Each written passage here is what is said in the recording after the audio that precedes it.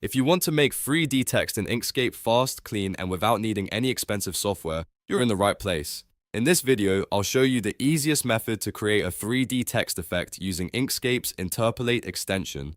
This is a great technique if you want to make logos, social media graphics, thumbnails, or stylized text that looks like it has depth and perspective. And the best part is, once you understand the process, you can reuse it again and again for different projects. Before we begin, if this tutorial helps you out, please hit the like button and subscribe for more Inkscape tutorials, design tips, and beginner-friendly how-to videos. It really helps support the channel and lets me know you want more content like this.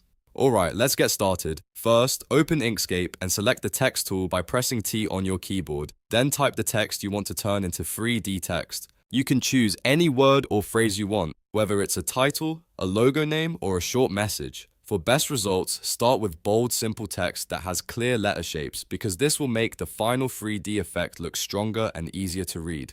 Once your text is on the canvas, make sure it is selected. The next step is very important. Press Ctrl, Shift, and C on your keyboard to convert the text into a path. This is also called the Object to Path command. Why do we do this? Because Inkscape's Interpolate extension works with vector shapes, not live editable text, so converting the text into paths changes it from editable typography into shape outlines that can be transformed properly. Now that your text is a path, duplicate it by pressing Ctrl and D. You should now have two copies of the same text sitting on top of each other.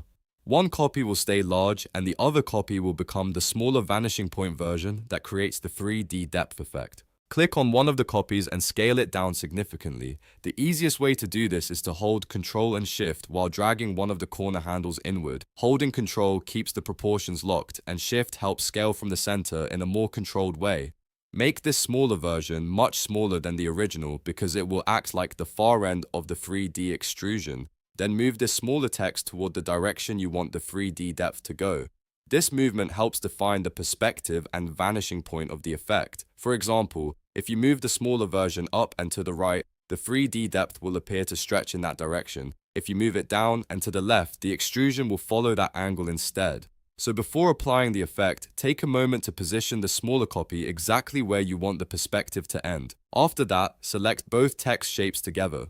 You want the large original and the smaller version selected at the same time. Then go to Extensions, then Generate from Path, and choose Interpolate.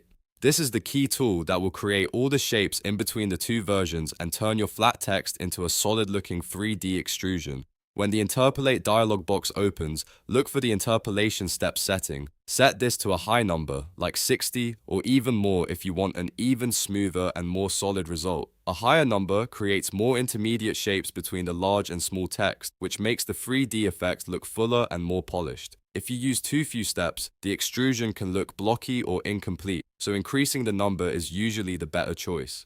If you want the color to gradually change between the front and back of the text, make sure Interpolate style is checked. This is useful if you want a fade or gradient-like transition across the depth. If you want a more consistent, solid look, you can experiment with the settings depending on the style you're going for. The great thing about this method is that it gives you flexibility without needing complex 3D software. Once your settings are ready, click Apply.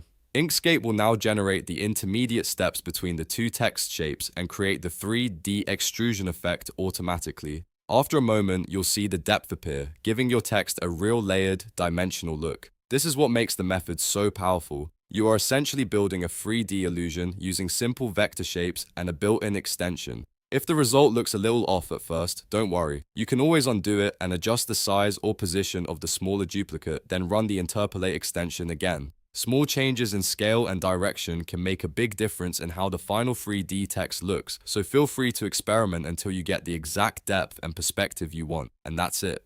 You've now learned how to make 3D text in Inkscape using the extrusion technique with the Interpolate extension. It's fast, it's beginner-friendly, and it gives you a really nice professional effect for graphics, logos, and thumbnails. If this tutorial helped you, please give this video a like and subscribe to the channel for more simple design tutorials just like this one. Thanks for watching, and I'll see you in the next video.